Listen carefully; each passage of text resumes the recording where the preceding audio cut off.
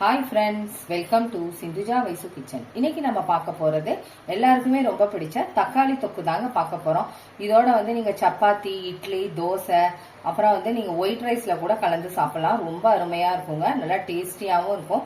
இதை நீங்க செஞ்சுட்டு ஃப்ரிட்ஜில் ஒரு 2 நாள் ஸ்டோர் பண்ணி வச்சுட்டு கூட சாப்பிடலாம். ரொம்ப அருமையா இருக்குங்க. வாங்க இன்னைக்கு இது எப்படி செய்யறதுன்னு பார்க்கலாம். தக்காளி தொக்கு செய்யறதுக்கு பேன்ல ஒரு கரண்டி எண்ணெய் சேர்த்துக்கிறேன். நல்லெண்ணெய் தான் சேர்த்துக்கிறேன். எண்ணெய் சூடாயிடுச்சுங்க. இப்போ கடுகு உளுந்து சேர்த்துக்கலாம். கடுகு பொரியட்டும். இது கூடவே 10 பல்லு பூண்டு சேர்த்துக்கிறேங்க.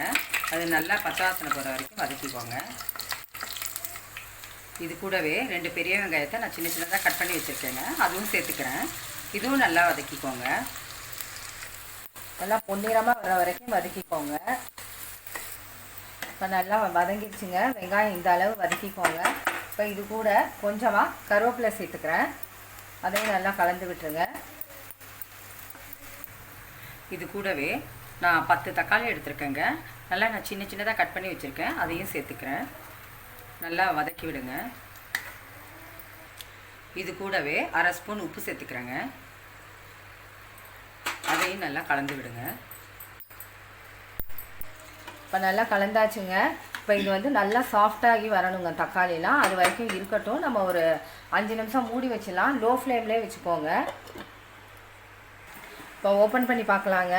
இப்போ நல்லா சாஃப்டாகி கொஞ்சம் நல்லா வதங்கியிருக்கு. இன்னும் கூட நல்லா வதங்கணுங்க. ஒரு தடவை கலந்து விட்டுட்டு இன்னும் கொஞ்சம் நேரம் இருக்கட்டும். நம்ம மூடி வச்சிடலாம். இன்னும் நல்லா வதங்கின பிறகு நம்ம கொஞ்சம் மிளகாய் தூள், மஞ்சள் தூள்லாம் சேர்த்துக்கலாம். அது வரைக்கும் இருக்கட்டும்.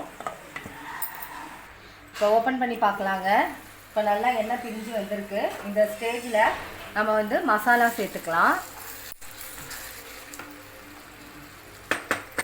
இப்போ இது கூட 1/4 ஸ்பூன் மஞ்சள்தூள் சேர்த்துக்கிறேன். இப்போ இது கூடவே 2 ஸ்பூன் மிளகாய் தூள் சேர்த்துக்கிறேங்க. நீங்கள் உங்கள் காரத்துக்கு ஏற்ப சேர்த்துக்கோங்க. இது கூடவே தனியாத்தூள் 1 ஸ்பூன் சேர்த்துக்கிறேங்க. இது கூடவே பெருங்காயத்தூள் 1/2 ஸ்பூன் சேர்த்துக்கிறேங்க. இப்போ இது எல்லாத்தையும் நல்லா கலந்து விட்டுக்கலாம். நான் ஏற்கனவே உப்பு சேர்த்துருக்கேன். டேஸ்ட்டு பார்த்துட்டு கூட சேர்த்துக்கலாம் வேணும்னா. ஏன்னா வதங்கி வர்றப்ப உப்பு அதிகமாகிடக்கூடாது, அதுக்காக தான். நம்ம டேஸ்ட்டு பார்த்துட்டு சேர்த்துக்கலாம். இதையும் நல்லா கலந்து விட்டுட்டு நல்லா பச்சை வாசனை போகிற வரைக்கும் இன்னும் கொஞ்சம் நேரம் வதங்கட்டும். இப்போ கலந்து விட்டாச்சுங்க. இப்போ மூடி வச்சிடலாம். ஒரு 5 நிமிஷம் அப்படியே இருக்கட்டும். லோ ஃப்ளேம்லேயே வச்சுக்கோங்க. எண்ணெய் நல்லா பிரிஞ்சு வரட்டும், அது வரைக்கும் இருக்கட்டும்.